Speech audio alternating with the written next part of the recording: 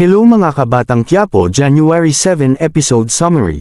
At sinabi ni Punggay sa reporter na napatay si Onyok ang suspect sa pagsaksak kay Vice at sinabi ng reporter sayang naman.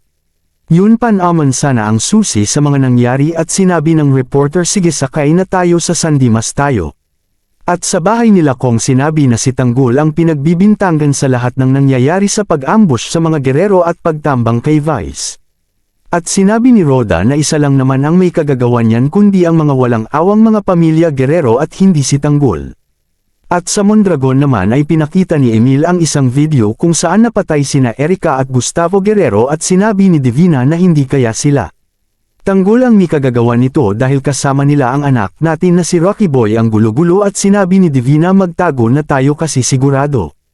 Babalikan na tayo ng mga Guerrero at kailangan makaalis na tayo sa lugar na ito. At sinabi ni Miguelito na I will take him down all iisa-isahin ko ang mga Mondragon na yan at sinabi ni Jackie kikilos ka nang di alam ni Roberto. Sige gusto ko yan patunayan mo na ikaw ang mas magaling kay Roberto at sinabi ni Miguelito na I am Miguelito Guerrero the best mayor in Manila. Sa bahay nila Rigor ay nag-usap si Santino at Rigor at sinabi ni Santino na patay ko na si Tanggol at sumagot si Rigor paano ako kasi ang bumaril sa kanya. At tumamba siya ngunit dumating ang mga katropa niya si Ramon kaya nakatakas sila. At sinabi ni Rigor ka mag-alala anak sisiguraduhin ko mapapatay natin ang hayop na Tanggol na yan at sinabi ni Santino na ako rin papatayin ko siya. Hanggang makabawi ako sa pagkamatay ng anak ko at ni Lolo.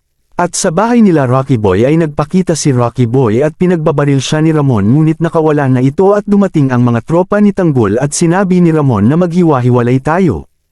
At naghiwa-hiwalay na sila at unang nahampa ng baseball bat ang isang tropa ni Tanggol at binaril si Rocky Boy at nakatakas at papunta naman si Rocky Boy kay Enteng.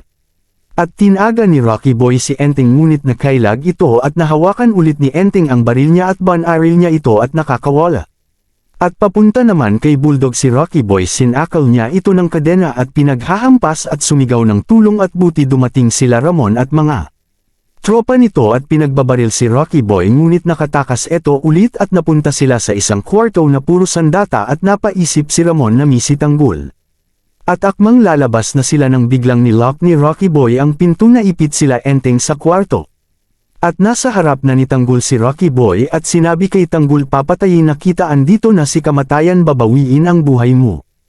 At sabay hampas ng maso sa dibdib ni Tanggol ang suka ng dugo si Tanggol at habang gumagapang si Tanggol ay hinampas siya ng maso. At sa kwarto naman at pilit na binuksan na nila ang pinto at nang nasira nila ang pinto ay dali-dali sila lumabas. At hinampas ni Rocky Boy si Tanggol at sinabi na ito para sakin at ito para sa nanay ko at habang papatayo si Tanggol ay sinabing sino ka anong kasalanan ko sayo.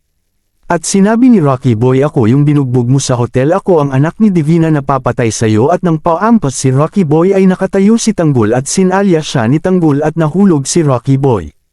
At nahulog ito at pagsilip ni Tanggol ay nakatinggin si Rocky Boy at sabay tayo ni Rocky Boy at takbo papalayo. Abangan papakainin si Tanggol ng lason matutuloy kaya ito na ipack in kay Tanggol salamat sa panunood like and share para sa update salamat.